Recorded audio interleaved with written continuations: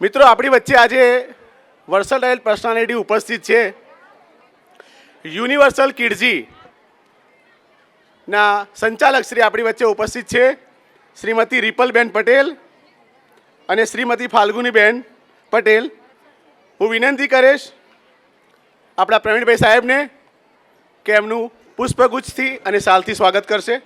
તે સાથે વિનંતી કરીશ કિડઝાની આ પ્રી સ્કૂલમાંથી પણ આપણી વચ્ચે પ્રિન્સિપલ મેડમ તેના ઉપસ્થિત છે, એ પણ સ્ટેજ પર આવશે.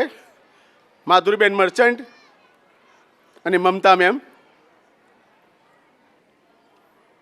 બંનેને નમ્ર વિનંતી કે એ પણ સ્ટેજ પર આવે.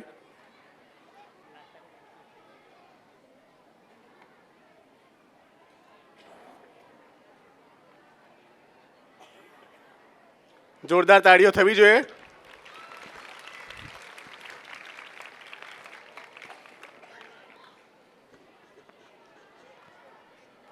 આપણા દેશમાં મહેમાનોને ભગવાન કહેવામાં આવે છે. મહેન્દ્રભાઈ સાહેબને વિનંતી કરીશ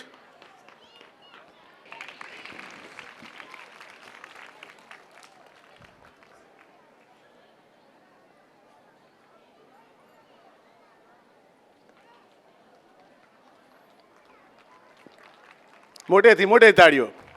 આટલું બધું ઓડિયન્સ હોય, તાળીઓ કેવી ગુંજે. ખૂબ જ સરસ, ખૂબ ખૂબ ધન્યવાદ. મમતા મેમ પણ છે, તો બંનેનું સ્વાગત લક્ષ્મી મેમ કરશે. આ પ્રી સ્કૂલમાં મિત્રો હંમેશા લેડી ટીચર જ હોવા જરૂરી. જો કોઈ મેલ ટીચરને મોકલે પ્રી સ્કૂલમાં તો બીજા દિવસથી છોકરા આવે, કારણ કે લેડી ટીચર હોય એ માં જેવું સ્તર આપીને શીખવાડે. એમને માને છોડીને આવ્યા હોય તો થોડું માં જેવું લાગે. અને આપણા બધા એમથી કોઈ એવા ભાગ્ય કોઈ ઓછા હશે, એવા 1-2% લોકો જે સ્કૂલે જતા રડ્યા નહીં હોય. અમુક તો 5મા 7મામાં ત્યાં સુધી રડતા હોય.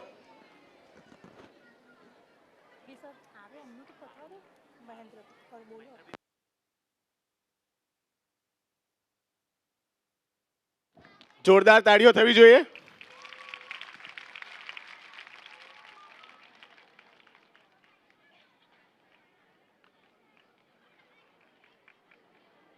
ખાલી ચિંતા જ કર્યા કરે, શું થશે મોદી સાહેબનું, એટલે એમનું જે થયું આપણું શું થશે. આ લોકોએ, આ વડીલોએ, આ સમાજના ઘડવૈયાઓએ ચિંતન કરીને આ એકલવ્ય કેમ્પસ ઊભું કર્યું. અને આપણે બધાને આજે આટલી સરસ મજાની જો સર્વિસ મળી રહે છે, આટલી સરસ ભણવાની સુવિધા, તો એમના કારણે જોરદાર તાળીઓ થવી જોઈએ.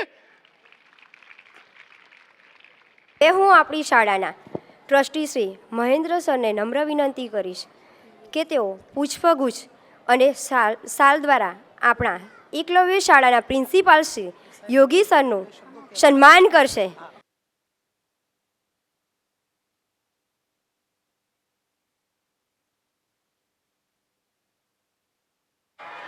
તો આપણા સર માટે એકવાર જોરદાર તાળીઓ થઈ જાય.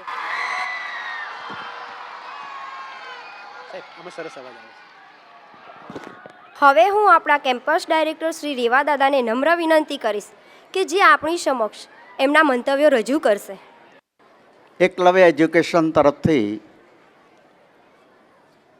મને સન્માન મળ્યું છે અને મને રેવા દાદા તરીકે ઓળખે છે. એટલે પ્રવીણભાઈ સાહેબ એવું કહ્યું કે આશીર્વાદ આપો, એટલે ઉંમરમાં મોટા છે એટલા માટે. બાકી એ પોતે ટ્રસ્ટી છે. મારી ઓળખાણ એ રીતના આપું છું કે હું પણ એક શિક્ષક હતો. જય સોમનાથ હાઈસ્કૂલમાં 2013માં હું રિટાયર થયો એઝ એ પ્રિન્સિપાલ તરીકે. જ્યારે આ સંસ્થા 2014માં શરૂ થઈ ત્યારે મને બરાબર યાદ છે કે બધા ટ્રસ્ટીઓ ભેગા થઈ અને મને એક પ્રવીણભાઈ સાહેબનો અને એસકે પટેલનો ફોન હતો કે સાહેબ એક નવી સંસ્થા શરૂ કરી છે અને આપના સહકારની જરૂર છે. આ સહકારમાં ઘણું બધું આવી જાય. એમણે એટલો શબ્દ વાપરેલો કે આપના અનુભવનો નિચોડ આ વિસ્તારના બાળકોને મળે, આ વિસ્તારના વાલીઓને મળે, એટલા માટે તમે આવજો. કદાચ તમને નવાઈ લાગશે, 2014થી અત્યાર સુધી મારું સેવાનું કામ ચાલુ જ છે અને આપ સૌનો સહકાર, ટ્રસ્ટી મંડળનો, શિક્ષક મિત્રોનો, દરેક કર્મચારીનો મળ્યો છે, એનો મને ખૂબ ખૂબ આનંદ છે. ધન્યવાદ. જય હિન્દ, જય ભારત. એ આપણા સુપરવાઇઝર શ્રી કામિનીબેન, જે આપણી શાળા સાથે સતત 8 વર્ષથી જોડાયેલા છે, તેમનું સન્માન કરવા માટે હું આપણા ટ્રસ્ટી શ્રી કમલભાઈને મંચ પર ઉપસ્થિત થવા નમ્ર વિનંતી કરીશ.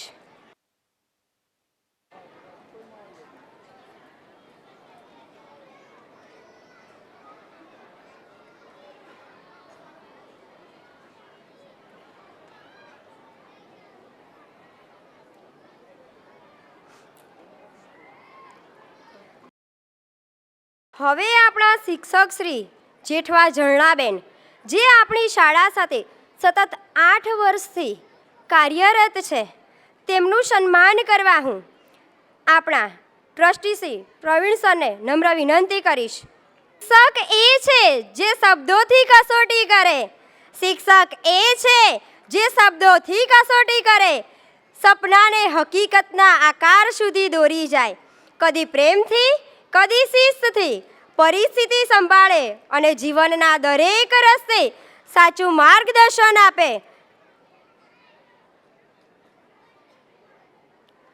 તો આપણા ઝરણાબેન માટે એકવાર જોરદાર તાળીઓ થઈ જાય.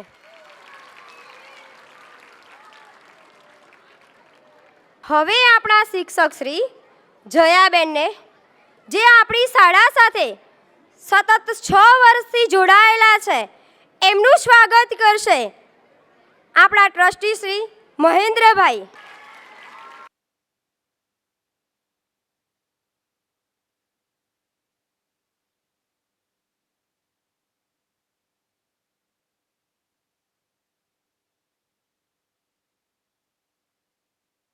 હવે આપણા શિક્ષક શ્રી સોલંકી સેજલબેન, જે આપણી શાળા સાથે સતત 10 વર્ષથી કાર્યરત છે, તેમનું સ્વાગત આપણા શાળાના ટ્રસ્ટી શ્રી ભરતભાઈ સર કરશે. શબ્દો નહીં તમારું કાર્ય બોલે છે, શબ્દો નહીં તમારું કાર્ય બોલે છે. વિદ્યાર્થીઓના દિલમાં તમારું નામ ઝળહળે છે, વિદ્યાર્થીઓના દિલમાં તમારું નામ ઝળહળે છે.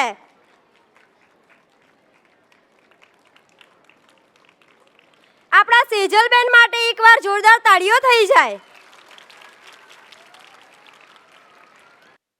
આપણા શિક્ષક શ્રી દીપિકાબેન, જે આપણી શાળા સાથે સતત 7 વર્ષથી કાર્યરત છે, એમનું સન્માન કરશે આપણા ટ્રસ્ટી શ્રી હસમુખ સર.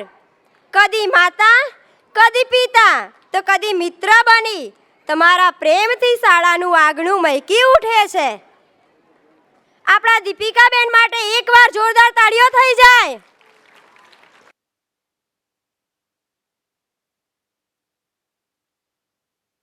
હવે આપણા શિક્ષક શ્રી હિનાબેન, જે આપણી શાળા સાથે સતત 10 વર્ષથી કાર્યરત છે, જેનું સન્માન આપણી શાળાના ટ્રસ્ટી શ્રી હાર્દિક સર કરશે. હાર્દિક સરને મંચ પર ઉપસ્થિત થવા માટે નમ્ર વિનંતી કરીશ. હિનાબેન માટે એકવાર જોરદાર તાળીઓ થઈ જાય.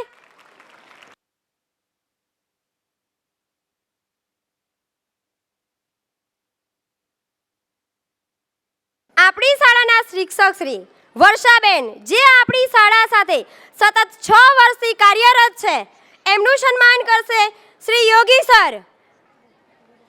તો ફરી એકવાર વર્ષાબેન માટે જોરદાર તાળીઓ થઈ જાય.